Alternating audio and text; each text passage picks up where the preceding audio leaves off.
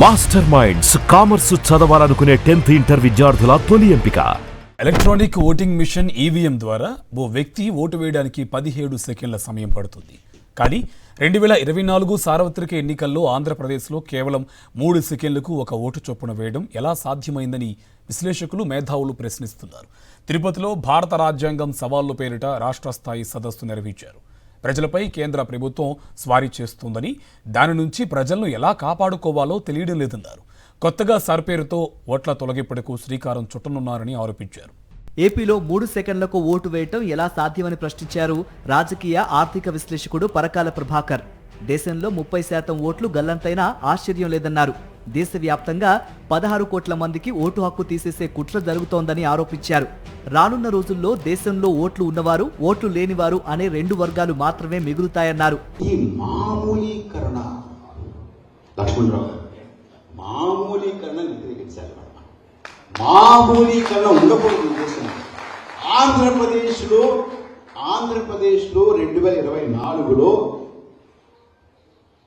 20 సెకండ్కి ఒక ఓటు అది తీసేస్తే, అందులో 7 సెకండ్లు తీసేస్తే 14 సెకండ్లు తీసేస్తే ఆ 20 సెకండ్లో 6 సెకండ్లు 2 ఓట్లు అంటే 3 సెకండ్కి ఒక ఓటు పెడితే మామూలే. మన రాజ్యాంగానికి ఉన్నటువంటి సవాలు మామూలీకరణ, హిందూయీకరణ, ఇజ్రాయేలీకరణ. దీన్ని మనం అడ్డుకోవాలి. రైతు ఉద్యమ నేత వడ్డే శోభనాధీశ్వరరావు మాట్లాడుతూ రాత్రి 8 గంటల నుంచి ఉదయం 6 గంటల వరకు ఆంధ్రప్రదేశ్లో ఈవీఎంల ద్వారా లక్షల ఓట్లు నమోదయ్యాయని గుర్తు చేశారు. సాంకేతికతలో మన దేశం కంటే ముందున్న దేశాల్లో సైతం బ్యాలెట్ ఓటింగ్ జరుగుతోందని చెప్పారు. మన దేశంలోనూ బ్యాలెట్ పద్ధతిలోనే ఎన్నికలు జరపాలన్నారు. 2029 ఎంతో దూరం లేదు. ఆల్రెడీ మనం 2026లో ఉన్నాం. కొన్ని నెలలు అయిపోయింది.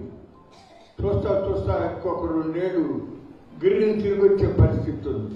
ఈవీఎంఎల్ని వాళ్ళు టెక్నాలజీతో వాళ్ళు ఓట్లు చోరీ జరుగుతూ ఉన్నమాట యథార్థం అని మనం చేస్తా ఉన్నాం.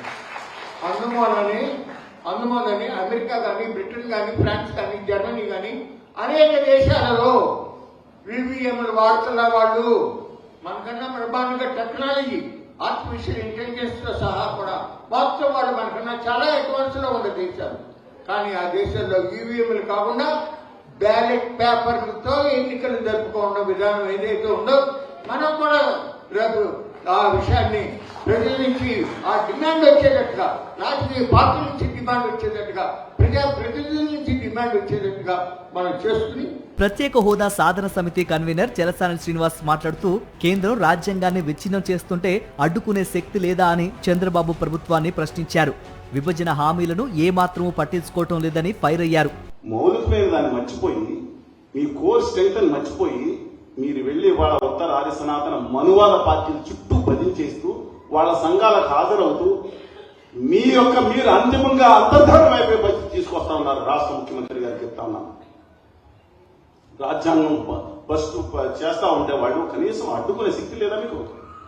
మీ మద్దతు వాళ్ళు బతుకుతున్నారన్నారు కదా. నాకు రాజ్యాంగం ఇచ్చిన హక్కును చంపేస్తున్నారు.